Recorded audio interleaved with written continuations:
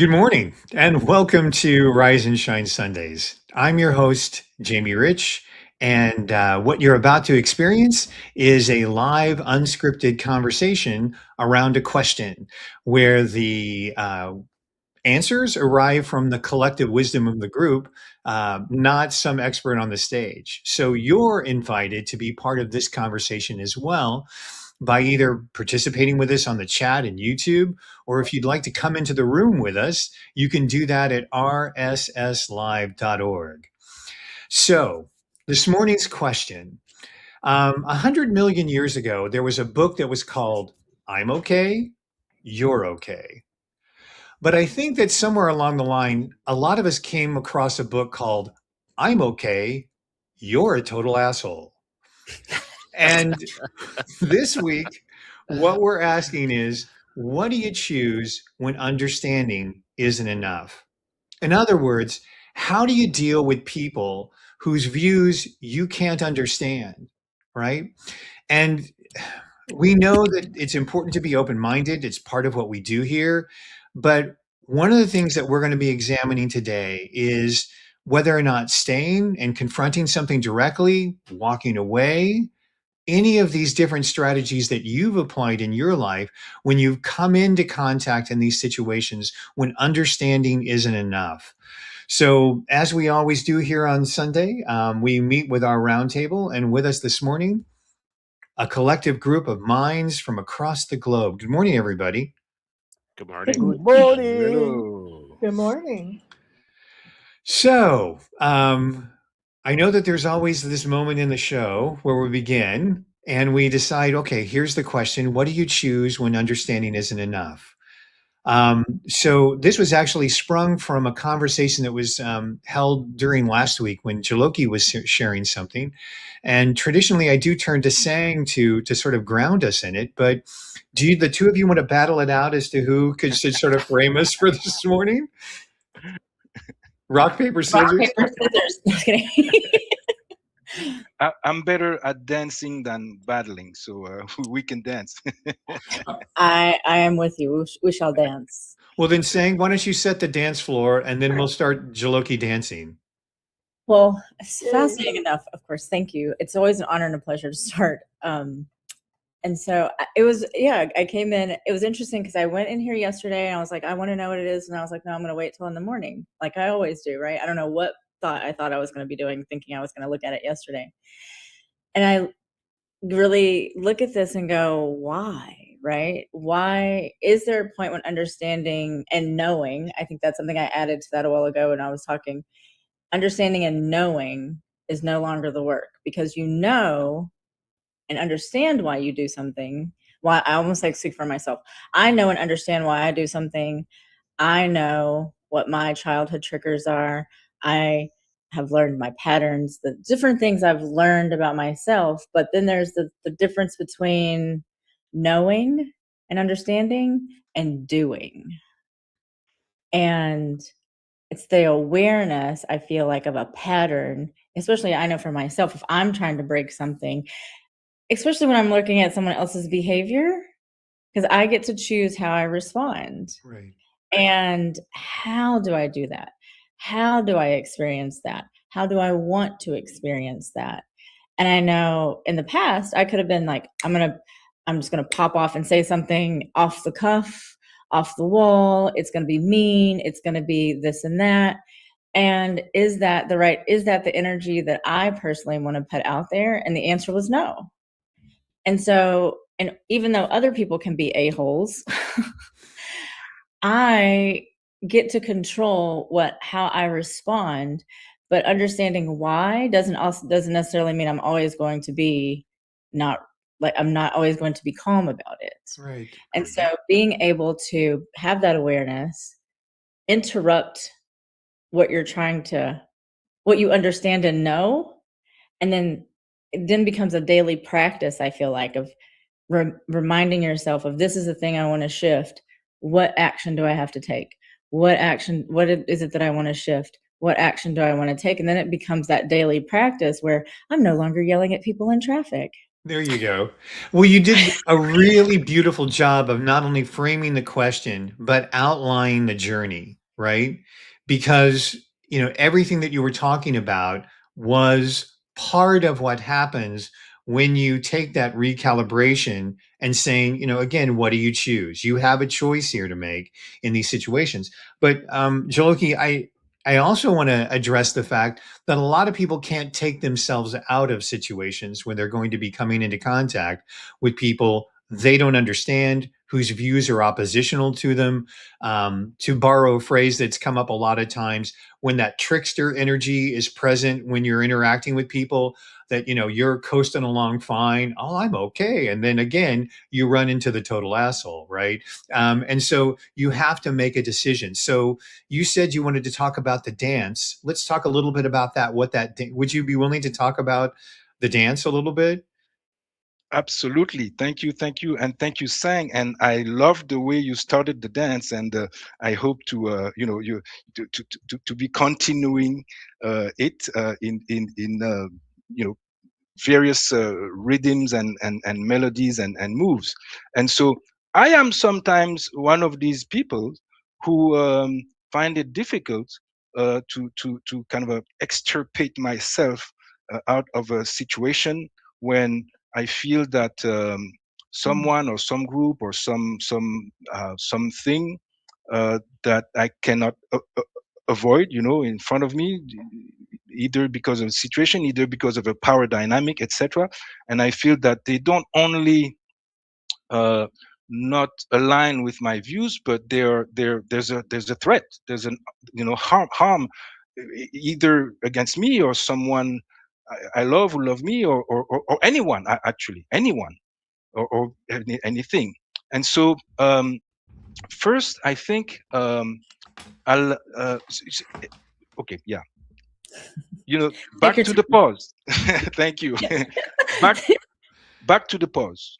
Personally, when I feel like okay, I'm reacting, I'm not using wisdom. It's the amygdala, the reptilian brain who's functioning here. So okay, there's no understanding here. I feel that that person or that group is light years and several universe away from me. Okay, pause. And the pause first, hopefully, first I remember, okay, we're in a particular time. We're in a time of transition between a past more or less balance or equilibrium and a future more or less balance and equilibrium. And in the middle, we're in chaos. And chaos is positive for the potential of change and betterment that it can bring. But also, chaos feels destructive because it is. It destroys something that was, so to allow to build something that is coming. And if I'm going to use a political analogy just very briefly, uh, there are two main forces, I think, in life, especially in the dimension that we're living, where duality is a has a big importance. You have the forces of conservation, the conservative forces, the preservation, and you have the forces of progress in the sense of change, and we need both. But right now in the world, usually one will feel more connected to one or the other. So first is the pause and remembering, okay, this person is representing something that I may not be relating to personally here, but they have validity. They I have to eliminate the a-hole thinking, because if I think you're a-hole, then you have the right to think that I am too, and Right. then where are we going? Okay, so Well, that's the first part. Well, wait. If Now, I want to keep this dance I'm wrong. going because you brought Yes. this up, right? You Yeah. introduced the dance analogy today. Yeah. So I Yeah. want to Yeah. tap you on Okay. your All right. shoulder now because you Yep. Right. use the word government. And there's only one person in this room that I'm aware of that has held elective office, right? And Claudia, I want to bring her in before you go on with your second point, Jaloki, for Sure, a sure, sure. reason, because when you're dealing with constituents, if you're somebody who's held an elective office, right, it's not so much you can take the pause, but you also have to have this happen repetitively. Does that make sense? It's a repetitive opportunity. And Claudia, do you feel like adding any expertise in? Can I tap you in and bring you in on this dance? Well, what you said is true. When you're an elected and you're dealing with constituents, many times the understanding isn't enough on both sides. And so we end up at a blockade, at a wall. And what I did, and I still do to a lot of extent, is ask people what their vision is. And many times getting a vision is the common ground you're looking for. Love that. Because when you are confronted with someone with what appears to be completely opposite views of you, then your first reaction is to defend your views. What I have learned since I've been out of office is not to look at what I am doing in a situation. Yes, that's important. Take the pause, definitely. But where my mind automatically goes is, who am I being? And that's sometimes that's a very different place than what am I doing? Yes, absolutely. And before I go to you, saying I want to do one quick thing with Claudia though, because the question that you said, "What is the vision?" is the reflection of your being. Does that make sense? You've chosen when you say, "Let's see if we can establish a common vision, a common ground through asking somebody a question about what's your vision." That is you've asked them to project into a being state, more or less, correct? Correct. Exactly. Love that. So saying what builds from there? Now that we're Well, bringing you in for this leg of the dance. I know, and then I want to get back to you looking for sure, because Lorene and I were talking right before. We were talking about exactly what you're talking about, Claudia, the vision. Like, what is it that you see for yourself? And then I was quickly reminded of this course I took called Rewrite Your Future. And because I literally printed it last week, because I was like, I want that at my desk. Because when you think about, I know when Claudia talks about going back to self, what is my vision? Then it becomes, is everything that I'm doing on a daily basis, even those small decisions that I understand, but still make unnice choices for myself, right? How do I break that pattern? Right. And that awareness comes in. And then again, like I was talking about, the daily practice. But when I'm looking at Rewrite Your Future, it's everything I'm doing on a daily basis is allowing me to be one step closer to that future, even if it's 1% more today. Right. Mm-hmm. All right. We're tapping you back in on the shoulder. I feel like we're going to be doing this dance through this entire show. So, tag off. Jaloki, do you want to talk about two or Ray? Yes, sure. Yeah. Beautiful. And I'll close what I was saying. And it's exactly in line. Claudia and Sang actually said what I'm going to say, and maybe in different words. For me, this the next stage was, okay, we don't understand here, the words are not enough, and there's no understanding. Is there a connection? Which is the vision. And but then when I'm looking for the connection, in the word connection, the con from Latin means, with. Uh, there's an invitation. Okay, I want to connect. We can only connect if you want to connect too. Yeah. So I do my 50%, and can we meet? We say in the middle. It's not exactly in the middle, but now, if the other person doesn't respond to that, then I'm gonna introduce here a Rastafarian concept.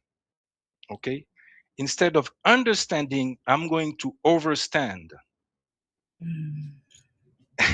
and that means I'm I'm going to the higher level, and the higher level, as you said earlier, and Sang said too, will tell me, depending on the situation, okay, do I have to move away, just dismiss it and leave if I can? Okay, do I have to stand my ground? Do I have to confront and fight? You know, depending on the situation, but that will not include the collaboration, because there's no intention on the other side. I choose what I do, Mhm. and it works sometimes, and sometimes it doesn't. All right. I love that. Ollie, it struck you struck a chord with Ollie. Ollie's going to tap in now. Cha-cha with us, Ollie. What's going on? I'm really blessed to bring my voice in the ballroom, in the dance room, to bring my ambassador vibes also. And I will pardon you French, dear Jamie, twice. And Joloki, I will give you 2 points. Uh, because a whole needs not to be expressed, but it's okay. I think I will first agree with Joloki, because I was really telepathic vibes of 1 minute before. I was already having the idea of understand and overstand. And then the question, what do you choose when understanding is enough? I want to point a few things. You, the you know, or the you in the past, or the you in the future? Because we are not the same across our timeline journey. Then choose means decide. Decision is really not easy, because most of the time it allow results that is binary, yes or no. And then understanding, overstanding, and then isn't enough. What do you define enough? What do you need enough to understand? And based on the talk before, I was also having some thoughts about the fact that, does the person in front of you wants to infuse some of his ideas, or wants to contaminate? Because infusing means that there are some that are allowed to stay, and his ideas, it will percolate within you or not. But contaminate is okay. Let's spread all his ideas, and your ideas are vanished. So I think that the most important is to speak, not to convince, because also in convince there is convincere, to win, but speak to bring some ideas in an autonomous, efficient, and decision way that the other has to choose. It's Yeah. like, I'm not going to say A to Z without you to be able to say no. This okay, this not okay. So that's my share. Thank you. No, that's great, Ollie, because one of the things that you're talking about is reintroducing a word we've used in the past, which is the threshold. Enough is a self-determined threshold, right? And so that's also has a sensibility to it.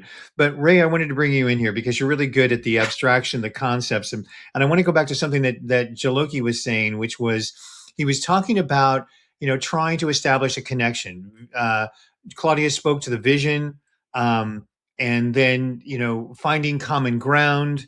There are different ways. Like one of the things that I've often found with people I vehemently disagree with, we sometimes have a deep appreciation of dogs.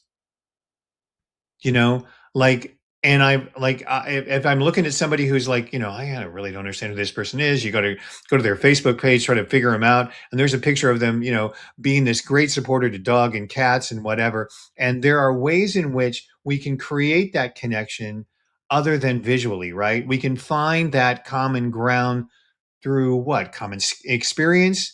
Does this speak to you in any way? Because I think that's an important part of like what connection is, you know, when you've reached that threshold, where can I find that connection, right? I think. Oop, Oh, go let ahead. me Go Ray. ahead. no, jump in, Sang. No, Go ahead. right. I was thinking out loud. Please. It never Please do. happens here. It never Go happens. Ray. Go Ray. Go Ray. I wanted to connect in, and you'll probably want to jump into this saying as well, is I was just weaving all this stuff in my brain that each of you shared, and is, okay, we have this encounter with an individual or individuals within whatever setting. So what was the flow? You started it saying with the, okay, so what, so you become aware of, okay, so how am I going to be in this situation? So what started to emerge in my brain was, okay, de-escalation, invitation, and both Claudia and Jamie, you brought forward the idea of, okay, how do we find this common ground? So through intent, um, and I'll explain a little bit. What's interesting is de-escalation means, okay, how do I reduce the energy level to find the common ground so that an invitation can be, so the connection, part of de-escalation, I know not very much about it, but I've watched some shows that have impressed me where de-escalation starts with very simple things where you actually reach out to the person as a human, no matter what they've said or their tone or whatever, and it's through observation, like you said, Jamie, is, okay, if the person has a dog or happens, you pick on a detail, and it's usually a connecting in point that expands the discussion to a new level, as Claudia mentioned with vision. So that's where the intent is. Where does the person want to go with this? And quite often, as Sang has shared before, and all of you, is what they're saying is not really what's bothering them or what's driving them. There's something else going on. So the intent, so de-escalation through bridging was the other term, is, okay, how do we bridge us as a human being to another person, so that's what I think Yogi said as far as invitation. So then all of a sudden you're changing the dynamics, and you've elevated the discussion to a bigger area where they can ask questions. The other example that I watched recently, where two individuals were having a debate, and the person elevated the discussion to a new level by asking, what is your intent? So he was doing what Sang does. What do you mean by that? So what is your intent? And the person said something really interesting that surprised me. He said, why is that important? Why does that matter? And the guy says, it matters a great deal because, and then all of a sudden the conversation completely shifted. So he, in his own way, de-escalated, connected in with the bridge, which the invitation is, as Yoloki and Claudia have mentioned, the invitation is to bring somebody in to a new sphere of discussion, as opposed to the confrontational elements that were existed prior. And it works sometimes, but also what Yoloki pointed out, and I'll stop here, is that then it gives you the ability to, is there something that can be salvaged? If not, moved, as Sang said, move to the next level of strategy, is where's the door or where's the nearest object that I can pick up to defend myself. There you go. So back to Sang. Thank you. I'm going to say something.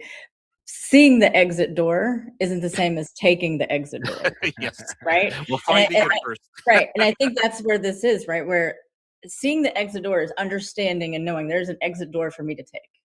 Right? Absolutely. It is now my choice. Am I going to break this pattern and walk out the exit door and choose something differently?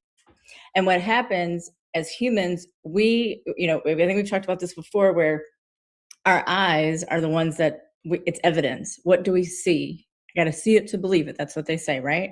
And that is something that is deeply embedded in humans. And so when you are able to do that pause, pay attention to your own patterns, right? I know for myself, if I feel rejected by someone, I would normally reach out.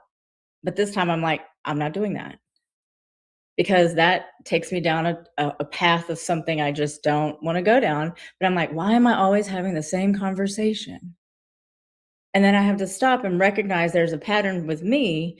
Then what do I want to do differently? What do I want to make this smooth, right? In terms of now, when I go out the exit door, what am I choosing when I go out that door? Mm-hmm. Mm-hmm. You know, saying when I love my little white cards that I kind of write down while Ray was talking, where he was talking about finding the human connection and then pick a detail that expands the discussion. And the word keeps coming up, which was de-escalate, de-escalate the situation. But what you introduced was this idea, because Claudia talked about it initially, where first that de-escalation has to begin with yourself, right? I have to de-escalate me first. Now, if you've been an elected official like Claudia, sometimes you're going to get tripped up in public, right? But the somatic experience of what do I choose to be in a situation where people I know who are going to be combative with me or discursive stems from not what am I going to do, as Claudia said earlier, but what do I choose to be in those situations? So if we can look at these moments where I'm okay, you're a total asshole, right? If we look at these as learning experiences, yeah, I know I said it a third time, but it's YouTube. I think we're going to be okay. I then have to make that decision to de-escalate me, right? Because there's no way that I can de-escalate the other person unless I'm being in that state that of the other. In other words, and I love how the dance metaphor comes back in. I cannot lead someone in a dance, right? If I'm in a position where my movement pattern isn't in support of them moving along with me. Does that make sense? Yeah, Ali. Well, it takes two to dance tango, that they said. I think it's also important for me to, if there is a battle I have to fight, there is a fight, flight, freeze response. But is it really worth my time, my energy to engage in the battle? Am I the only one in the battlefield against so many, or do I have allies? And also, how is my energy right now? And maybe sometimes I flight rather than to battle, but I might stay in the battlefield if I'm not the only one that is impacted and harmed. So because I'm with myself, okay, I flight, but with others I will stay because I see that I'm not the only one impacted. So that's my share. Thank you. Yeah, you're welcome. And one of the reasons why I wanted to introduce the word choice is because I knew that when I'm forgetting who was with us last week for the first time, suddenly the name just escaped me. Yeah, Claudia, go ahead. Let's keep the dance going. Well, one of the things that I learned as a public official is oftentimes, especially when you are working with other public officials to come up with policy, you debate. There's a debate that happens. Excuse me. But when you're dealing with other circumstances like personal relationships where you may have conflict, you have to, for me, I have to change my mind. I had to change my mindset from debate to dialogue.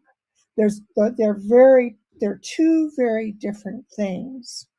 Dialogue is a person to person conversation. Debate is actually to engage in a competition in order to prove the accuracy and the superiority of one's own positions. Now, there are times when I have found that even switching my mindset to dialogue isn't enough to bring about common ground. And so, yes, I have to walk away. I have to allow that to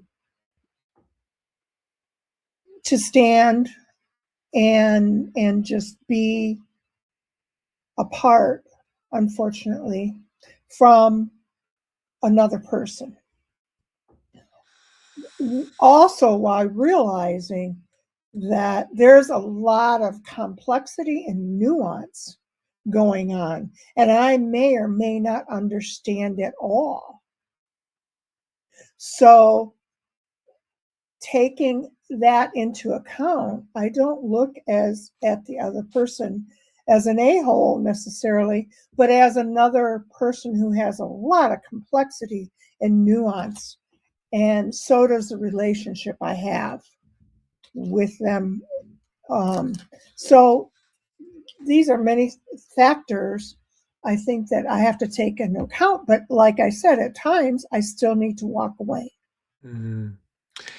You know, I am going to take another little pause here because I'm always amazed in the room when the metaphor kind of comes in, because the dance metaphor really does hold. You know, you saying you were talking about looking for the exit sign, Claudia just talking about knowing when to walk away, recognizing the difference between a dance, which is happening where there's different rhythms, the debate versus the discussion, thrashing around with another person. You know, I mean, we've all been in those situations where the dance isn't a dance, it's just two people, just it's like wrestling, you know what I mean? So it's that same sort of thrashing that's going around.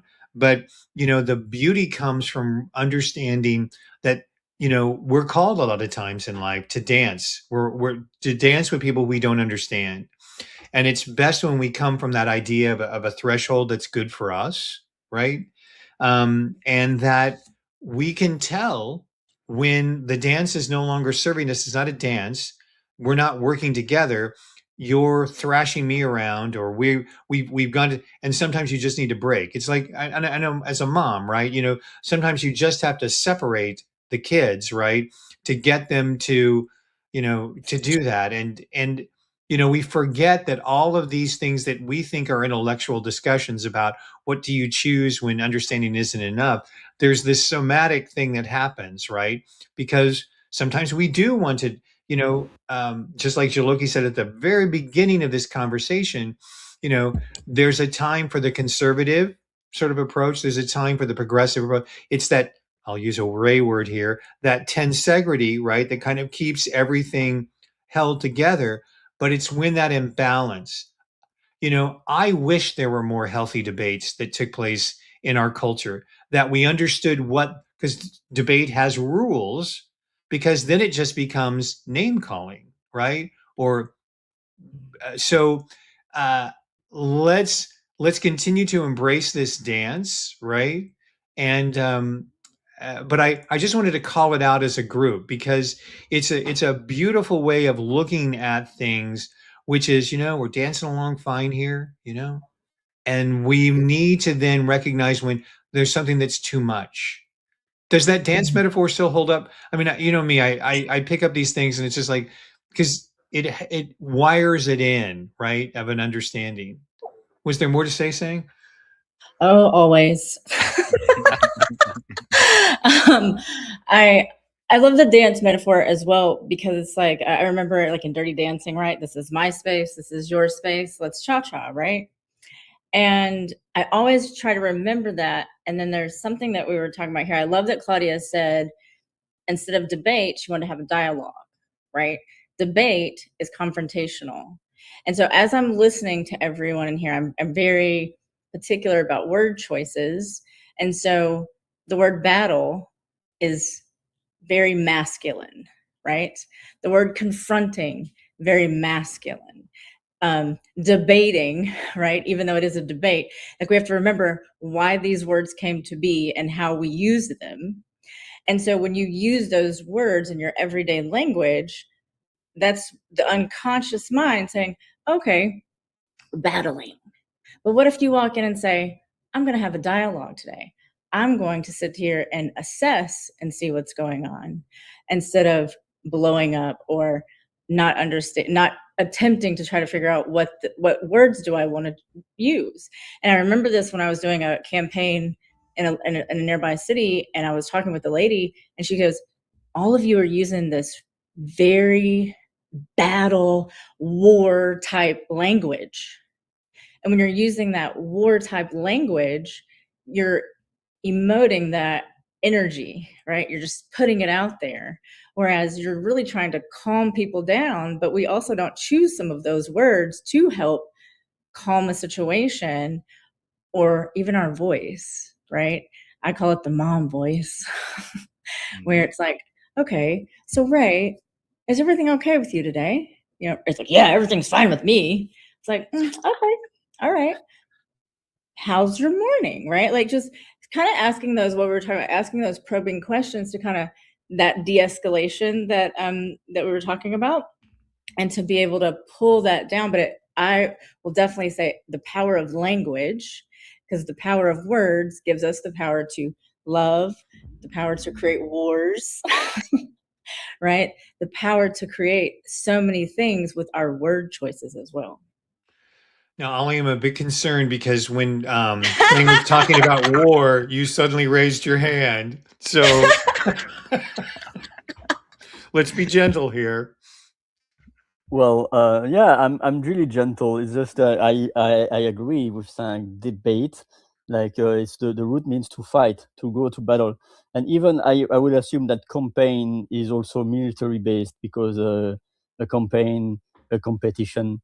I think the most important is that there is debate to dialogue. If we want to de-escalate, it's also about to have pause. I hate when I watch TV on debates, and there is one person that is always over speaking to others, trying to prove their points. That they're each and every time, like, I want to win, so I over speak, I cut all the people. Let's have a breath, let's have silence. And there is also the primal effect of the brain, that on the first seconds you are having a first impression about someone, and if this person is saying, oh, thank you for joining, it's a blessing to have you here, these kind of things, rather than to, okay, I'm envisioning right now the battle I'm going to have with this person. So I think the most important is to set the stage. And of course, we are only on control of our reaction, not on there. But it's also to realize that if it's too much, we have to evade, because it doesn't it doesn't serve the point, even by instance in a public debate, to see two people fighting while someone is kind, because the kind person could say, okay, I'm not feeling my energy useful, so I'm going to escape and let you handle that. So that's my share. Thank you. Yeah, that's great. Claudia, something sprung up for you. Yeah.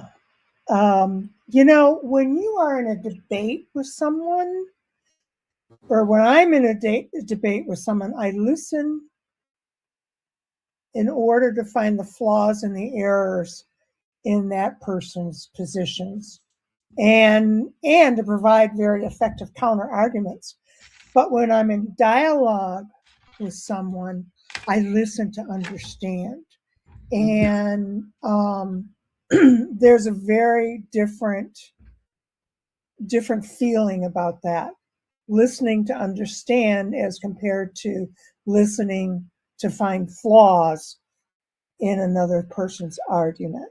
Absolutely. And I think a lot of our interactions are still based in the debate metaphor. I mean, that's a whole nother Rise and Shine Sundays conversation. But how many times are you in the presence of people who are listening to simply punch holes in what you're saying? I mean, it's huge. That's very true. Most definitely. But if I feel for myself, if I'm sitting with someone like that and they're just trying to punch holes in everything I have to say, I think that for me, that's the time to walk away. Because if I have not demonstrated the how do I say this? The difference between dialogue and debate by that point, then it's not going to work. And we're living in a time right now when it's very difficult to demonstrate that dialogue, dialogue meaning as compared to debate meaning. And that was one of the guiding reasons why we did this type of dialogue, was to have an example out there of a discussion in which we work vigorously to make sure that the voices get heard and that everybody has a part in the dance, right? Like, it's not to poke punch holes in anybody's idea, but to really do what you've been so beautifully embodying, Claudia, the idea of eliciting the things that are being said that resonate in common. And so, with everybody's permission, one of the things I want to do, I want to come back to Jaloki. Of course. Because I do want to give some time this week to an aspect of the conversation that you talked about last week, which was oftentimes our conversations talk a lot about our interpersonal relationships. But one of the things that you have expertise with, because you've lived in different cultures and in different societies, you've been the different person in different cultures and different societies, right? How do we deal with it on on our personal level, but then it gets amplified in the macro, right? You know, we find ourselves in situations where when we're dealing with large groups of people, in other words, here, I'm going to borrow the metaphor for a second. There's the one thing about dancing with a partner. There's another thing about choreographing an entire group of people to move together. And I feel like you've had a lot of experience in that idea of working with large groups of people together. Would you, what do you choose when you've got a group of people who at large are kind of in discord with one another? Or is that something you would be prepared to talk a little bit about on the fly? What do you think my answer is? I don't know. That's why I asked. Well, first, I preferred the second term that you used, that I have some experience, than the first term that you used, which was expertise. I don't feel myself as an expert unless we talk about content expertise and context expertise. And so I have the context expertise, which means the experience. So I'm going to enter this subject with the golden rule. Golden rule that has been taught by many cultures and teachers, including in Christianity, in Buddhism, and in Islam, and etc., was several thousand years ago: treat others the way you want to be treated, or treat your neighbor the way you want to be treated. Now, a little parenthesis, a little note: some formulation of the golden rule, including from Jesus, was in the negative. Do not treat others the way you do not want to be treated, which is a little different. But we can go back to that. I am saying now that the golden rule is not enough anymore for us, because it was enough and effective when your neighbor was speaking the same language, had the same religion, had the same worldview, maybe even the same ancestry. You were part of the same community, same clan. You ate the same food. You kind of like the same thing and dislike the same thing, to a certain degree. So it kind of worked. We're not living in that world anymore. Okay, my neighbor has a completely different set of values, of preference, etc. So I suggest the diamond rule, which is treat others the way they want to be treated. Okay, now this creates more difficulties and challenges, because in order for me to know how they want to be treated, I have to engage. I have to. We have to find a common language. Okay. And that's where, for me, I don't want to be too long, but then right now I'm thinking about principles in Haitian Vodou, which is that when you start wanting to know someone and you find way to know them better, you start respecting and admiring them better, more. Yeah. And there's a spiral, a upward spiral. The more you know, the more you respect, and the more you respect, the more you will know, even if the person has views that are completely different from yourself, because I can understand that, okay, if I had the same if I had exactly the same life and the same experiences as that person, I would think and be the same as they are. Now, this still involves the collaboration of the two. And so sometimes it doesn't work. And sometimes, if I don't have the possibility or the power to walk around, I have to fight back to defend myself. Got you. The dance becomes war.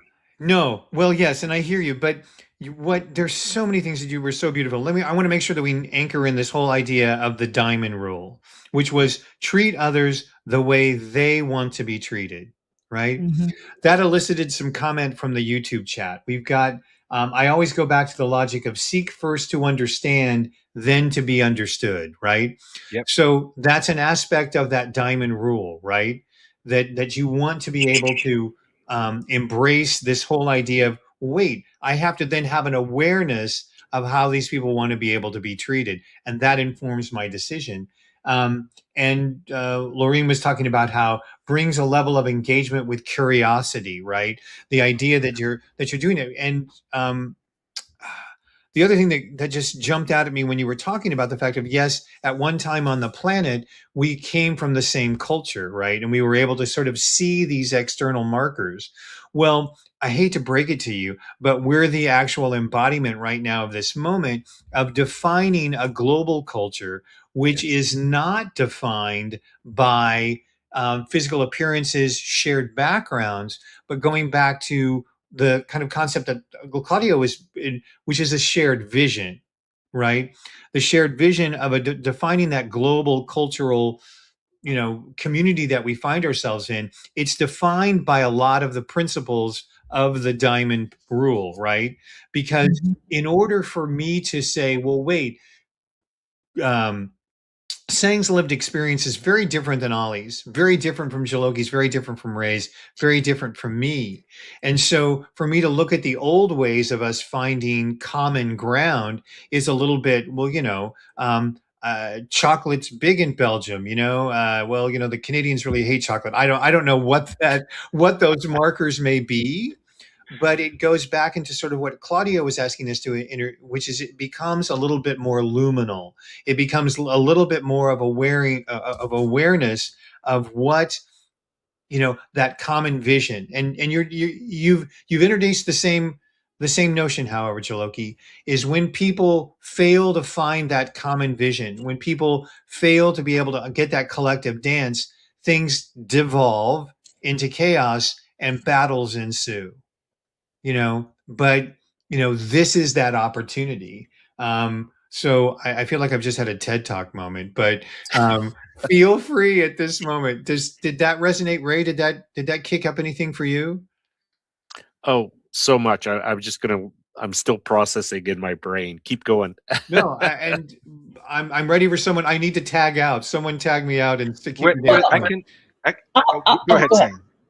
And I'll use an example. I like to give examples so we can see. And this is a very interesting example. I was taking a writing class, and we were told, buy a gift for someone who's a female, 29 years old. She drives a Nissan, lives in the city, right? That's all we know. So you buy her a gift. So you buy her, say, I don't know, a water bottle, and she's like, and she doesn't even like water. She doesn't like anything, right? So you just buy what you know. Then we were invited to, now there's a 29-year-old woman who lives in the suburbs. She jogs every morning. She does yoga. She's a writer at the newspaper. Like all these things, now you understand what she does. So you can now buy a gift that is for her, not for you, for her. Right. Mhm. And so having that understanding, because the more you know, and you say, oh, well, she might like this, even if it's a gift card or something. And so having that level of understanding of what do other people, how they want to be treated. And I have run into that resistance when I've said to others, this is what I need. This is how I want to be spoken to. And they're like, well, I will talk to you any way I want to. And I was like, you're right. You can. I just don't have to listen. Right. And so then eventually that conversation, because of my continuing recognizing that pattern and interrupting their pattern of, I'm going to talk to you however I want to, but I'm not going to talk to you when you still talk to me that way, then the pattern is eventually broken, because if they want to talk to me, they have to talk to me a specific way. Right. So They have to talk to you. They have to treat you the way that I want to be they want to treated. others. Yeah, the diamond rule shows up. Yes. Who's next? Ali. I think Oli, yeah. Yeah. Yeah, I will be short and sweet as always. I love the quote from Maya Angelou: I am a human being. Nothing human can be alien to me. And I was having this reflection. It's like also Voltaire saying that I might not agree with what you say, but I will let you the space to you to speak. But at some point, it gets really worse, because it means that we are allowing people to harm, to do their harm. So they have also to have accountability. My thought was, do I, because I'm going to say about I, do I find something in Mother Teresa that I dislike? And do I find something in Hitler that I like? Because there is nothing black or white. We are human beings, and we are containing some parts of constructive and some parts of destructive. So it's to recognize, maybe Hitler was liking paintings, and maybe there are paintings I can relate that Hitler was liking. It doesn't mean that I like the whole Hitler. So it's also to realize that we can also agree and disagree on specific parts of the person, not saying, okay, but so another example I was finding is Arthur C. Clarke, 2001, some sci-fi books was amazing.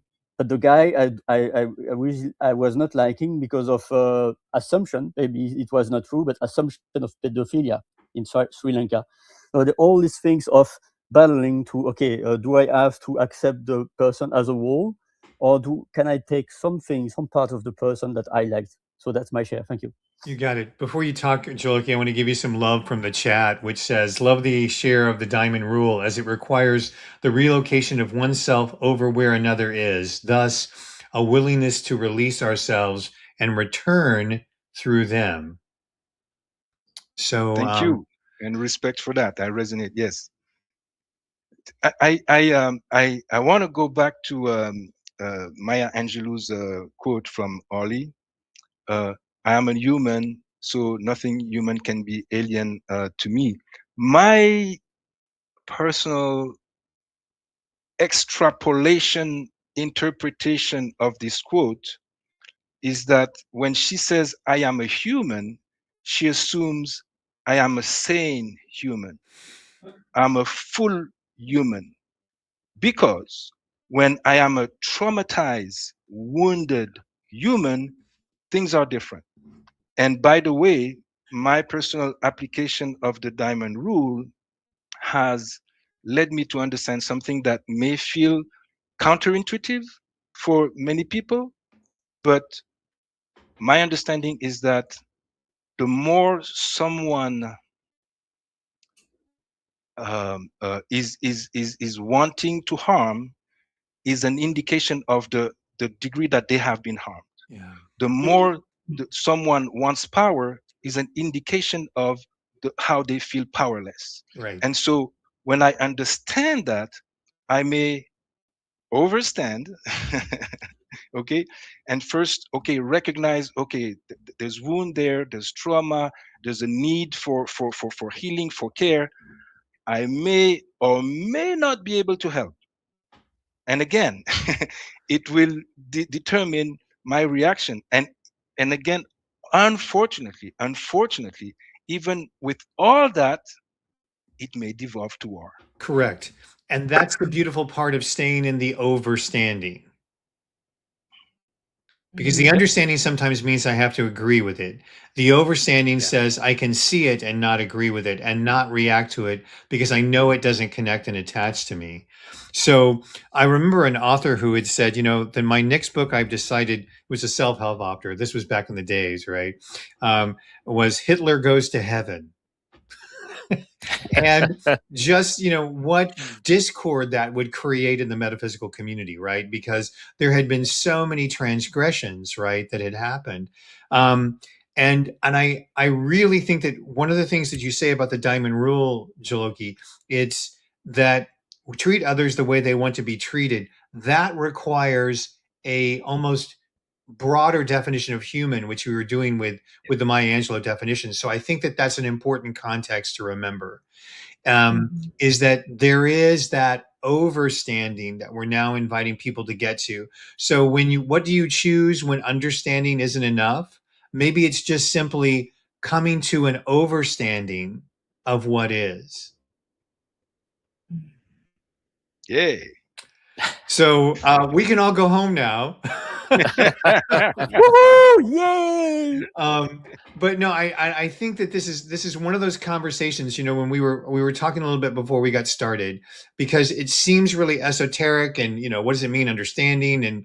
As I tried to allow for us to have at the beginning is if we can allow ourselves that overstanding, because I think some of these terms that you've introduced and that have been introduced today are really, really beautiful content. The idea that the diamond rule, of course, but even going back to find the human connection, right? In that pause that Claudia was reminding us to do is to find that, pick a detail, as Ray kind of gave it a little bit more of a context, pick a detail that expands the discussion, right? Is that the common vision? Is that the fact that both Seng and I have an interest in dogs, right? Is that whatever those common ground rules are, because it does what the people are commenting in the chat, it allows us to go back to this idea of bringing a level of engagement with curiosity, right?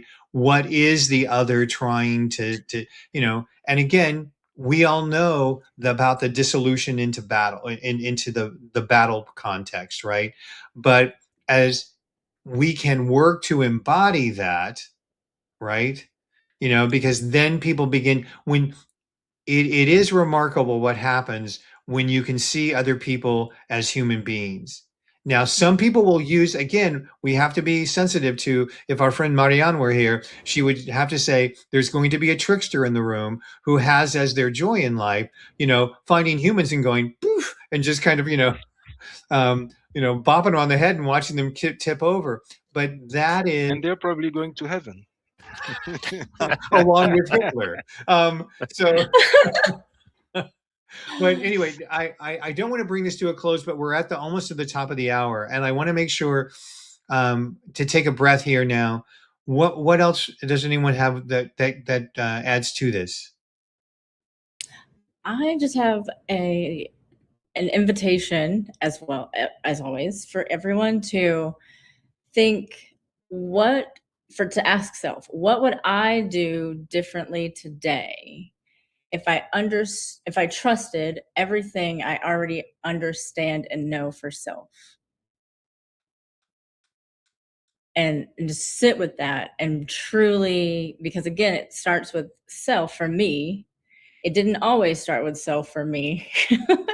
But I think once I began learning myself, I then became much more understanding of others. Right. And so, and then even in this, yeah, it's what would I do differently today if I trusted everything I already know and understood for self? Love that. Thank you. Yes, I would Chaluki. like to add Oh, to Claudia. that. Oh, I'm sorry. Go I ahead. would just like to add to that saying, Yeah. without, or not without, but also to engage in curiosity even further about myself and others. Mhm. That's all. Thank you. No, Claudia, curiosity is the huge thing. You know, I cannot tell you how many people my age who's like, what, when the hell did you lose your curiosity about things? When did you just become this embodied judgment about everything that happens in the world? Are you not even the least bit curious anymore? Like, because it is something that you want to keep alive, and it's what fuels, if you will, the diamond rule. Because we're always changing, Correct. right? Yeah. So what we know about ourselves today may be different than what we know about ourselves tomorrow or the next week. I love that. I know it's time. I know it's time. So I'm going to drop a little bomb here. I personally do not believe in heaven as in heaven, hell, and purgatory, but in what in my belief would correspond to heaven. We are all going to heaven at one point, including Hitler. There you go. And I thank you all for participating in a little bit of heaven this morning. And Thank you. heaven would not be possible if it weren't for our friends at the Breakthrough Show We are Network. all angels. Oh, wait. What did you want to say, Ali? We are all angels anyway. That's right.